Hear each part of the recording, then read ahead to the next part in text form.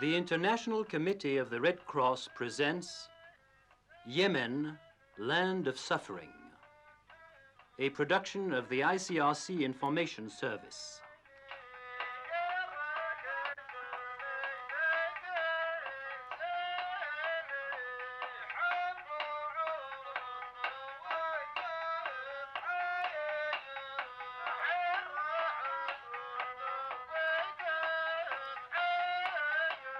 This is Sana'a, the capital of the new Arab Republic of the Yemen, one of the most picturesque towns in the world and one of the least accessible. The high surrounding mountains, although arid, account for this area's relatively healthy climate. 3,000 years ago, the Queen of Sheba reigned wisely over this land, which the Romans later called Arabia Felix, Happy Arabia. In modern times, few are the Western travelers who have been there. Behind the dried mud ramparts, some 50,000 people are crowded in their houses with white decorative framed windows. Their civilization, though it remained aloof from the rest of the world, has produced palaces and monuments of great purity of style.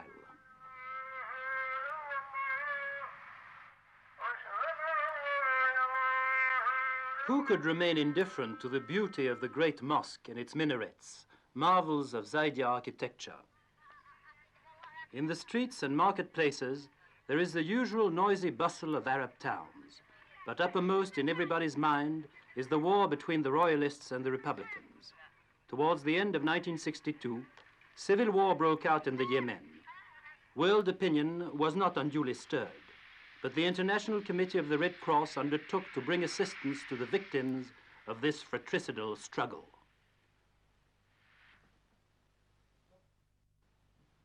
True to its tradition of neutrality and impartiality, the ICRC felt it had a duty to be present, both among the tribes which had remained loyal to the Imam el-Badr and among the Republicans and their Egyptian allies. For many months, its two delegates at Sana'a have been successfully carrying out a difficult task.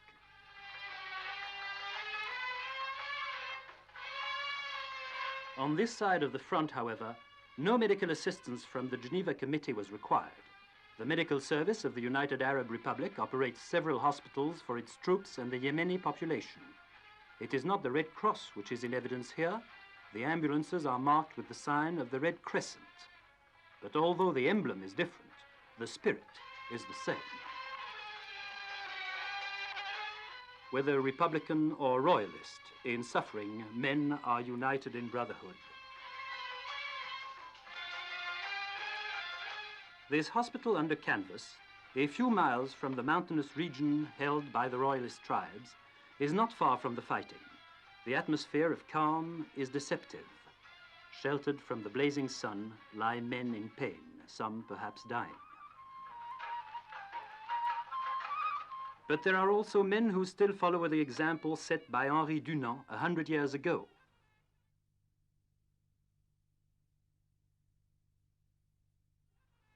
For these gallant stretcher-bearers, human fellowship is in the natural order of things. War raged long in this village not far from Sana'a. Some of the population fled as soon as the shooting began.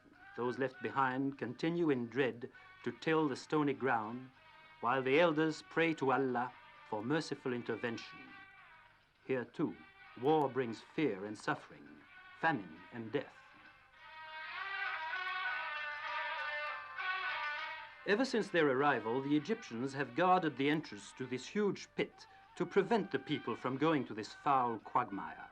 For generations, the local inhabitants have drawn water from it, oblivious of the deadly germs to which they were exposing themselves.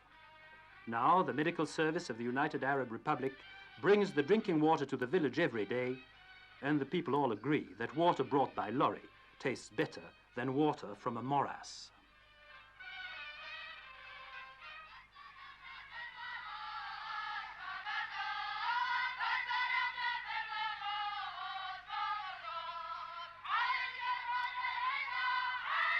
Every morning in Sana'a, these 600 war orphans go singing to the milk center.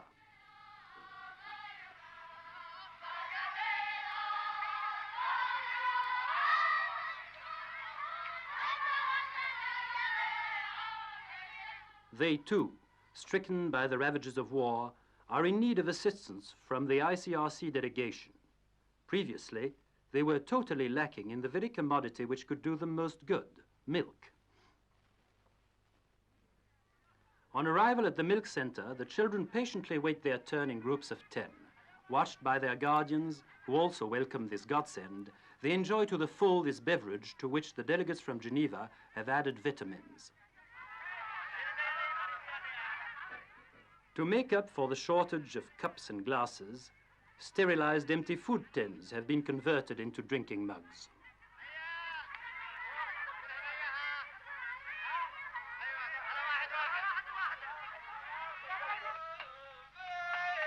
Other countries, other customs. This applies to the educational system also. In the Yemen, the recalcitrant student may be tethered for a week.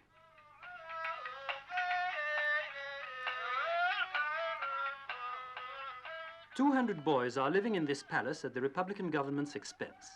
They are the sons of tribal chiefs who have espoused the cause of the new regime. Their presence in the capital stems from a long tradition. Their position is similar to that of the pages, which in olden days the lords left with their sovereign as a pledge of loyalty. For these boys too, the ICRC has brought into Sana'a tons of powdered milk. Distribution takes place every afternoon in a public square.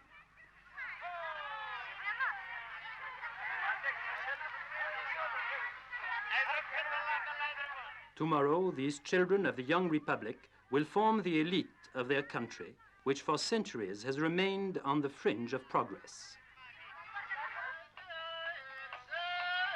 Behind these barred windows are some special internees awaiting better days. These are women of the royal family.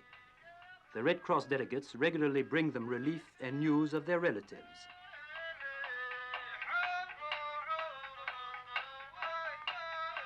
Assistance to prisoners of war is one of the ICRC's traditional tasks. Often, after lengthy negotiations, it manages to arrange for the liberation of some of them. What welcome the ICRC delegate receives when he brings to these men the news that they will be able to return to their own country. Their smile is his greatest reward.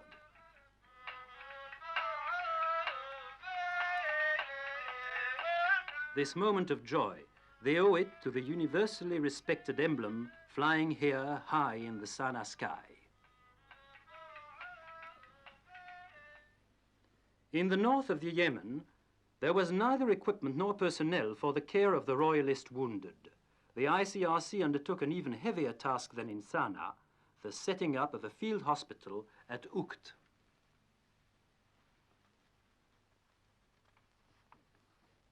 Here, among this outcrop of rocks, lies Ukt in the desert sands extending further than the eye can see across the Arabian Peninsula.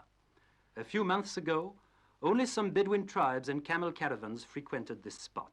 Today, there are 7 doctors and a staff of more than 20, all recruited by the Swiss Red Cross, working there without respite.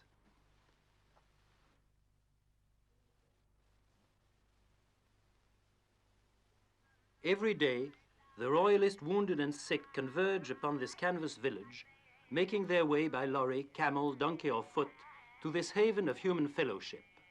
For most of them, it is the first time in their lives that they have seen a doctor. Women and children also stand beneath the burning sun, sometimes for hours, patiently waiting their turn. Often, they are accompanied by their husbands. And even when time passes slowly, they remain patient in the traditional way of the Orient. Each month, over 1,000 patients, victims of war and sickness, go into this polyclinic tent. These veiled Bedouin women do not know what the ICRC is, but they know what it does, and that is why they come to Ukt. Every self-respecting Yemenite carries his jumbia, a dagger richly decorated in nickel and silver.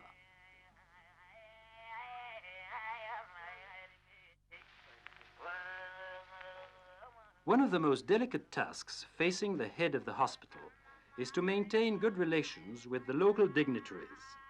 Today, they are bringing in a man who has had shrapnel in his thigh for several months. The limb is gradually becoming paralyzed. It must be operated upon tomorrow.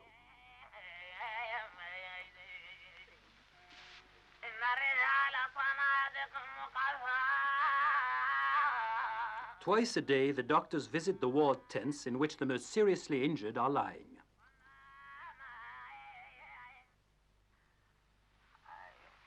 This young specialist in internal medicine, as he does his round with the medical orderly and an interpreter, is welcomed as a friend by these men who have been stricken by the misfortunes of war. There are as many sick as there are wounded, and diagnosis is often a very difficult matter. In this, the Arab interpreter's role is indispensable. Without him, it would take much longer to diagnose the case of malaria, bilharziosis, or stomach ulcers. The chronic malnutrition, which is the loss of these tribes, does not help matters. There are about 90 patients in the hospital, from the fighting area in the east and from isolated villages in the interior of the Yemen. Some toiled on foot for several days, running a fever of 104 degrees. Little did the ICRC know when setting up its field hospital among the population, whose conceptions are still medieval, that it would stimulate a new idea, the idea that sickness and injuries may be cured. The people who formerly were resigned to suffering and death now flock in their hundreds to Ukt. For these Yemeni, relief of suffering, healing and cure are miracles. Their gratitude to the doctors and nurses is touching to behold.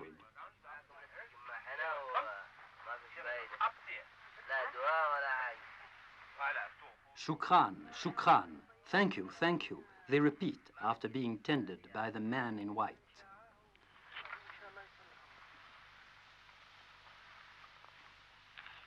In this sanctuary for the suffering, there are a number of cases of shock.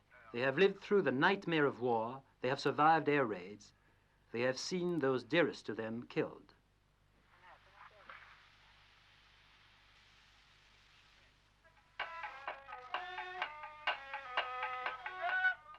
Microscopic analysis when the temperature is over 120 degrees in the shade is no easy matter, as this medical assistant has found out. But perhaps her life depends on the accuracy of her work. Hundreds of patients have been under this modern X-ray apparatus in this tent. This warrior undoubtedly finds it very extraordinary. But why should he be afraid? He has faith in his God and confidence in those who are nursing him.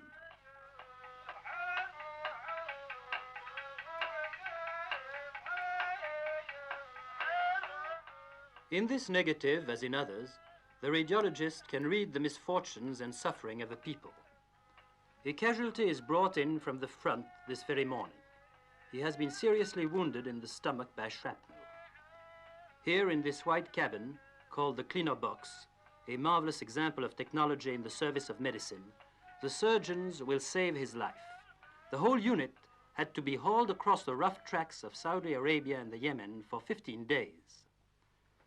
The operating theater within is only 6 foot by 9, but it is equipped with the latest devices, a sterilizing plant, running water, and air conditioning, all of which are essential for work in the desert.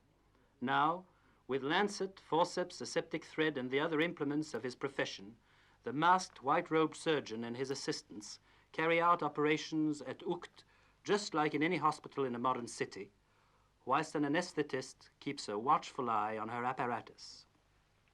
Several hundred surgical operations have been performed here. In order to undertake this humanitarian task, which it alone was able to assume, the ICRC relied on official and generous support in the land of Henri Dunant. Indeed, the Swiss Red Cross has supplied the largest part of the medical and technical staff working at Ukt. Other national Red Cross societies have sent doctors and nurses to lend their colleagues a hand.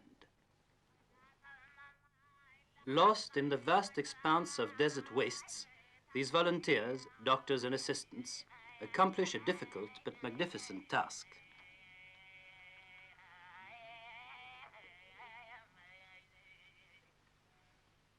Before coming here, this nurse served the Red Cross cause in the Congo and in Nepal. She must have endless patience and dedication to inculcate the rules of modern hygiene into these outcasts of fortune. But the gleam of gratitude in these eyes is not dimmed by the flush of fever.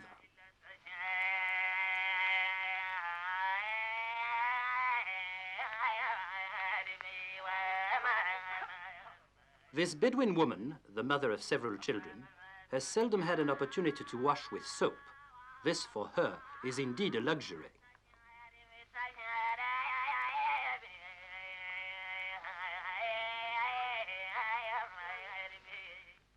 There's no keeping in bed this old stalwart who had to undergo an operation on his leg. He soon became a popular figure in this little colony at Ukt.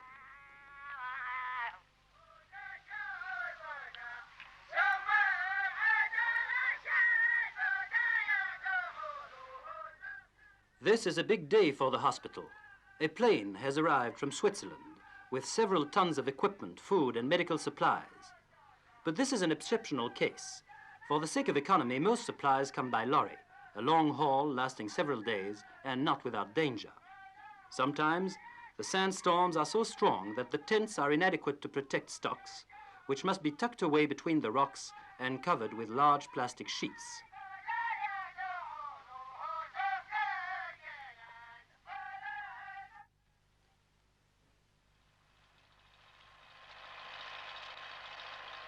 There are two electric generating units, one to operate the cleaner box, the other a source of power for the lighting in all the tents.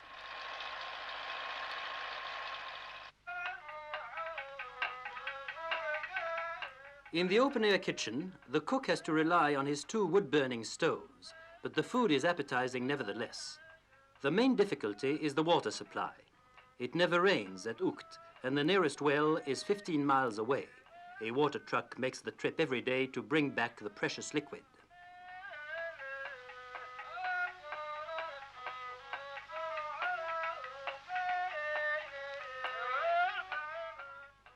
The running of this hospital in the desert requires a staff of 30 people and a great deal of money. It also requires a high ideal, even for the most humble of chores. The stress of work and the tropical heat make it impossible for the members of the medical team to stay for more than 3 months at Ukt. But when they leave, making way for fresh replacements, they have the satisfaction of having carried on to good effect the Red Cross struggle against suffering. Thus, day after day, in this bruised and battered country, the men and women of the ICRC are at work so that, in the words of Henri Dunant, the world shall not perish in hate.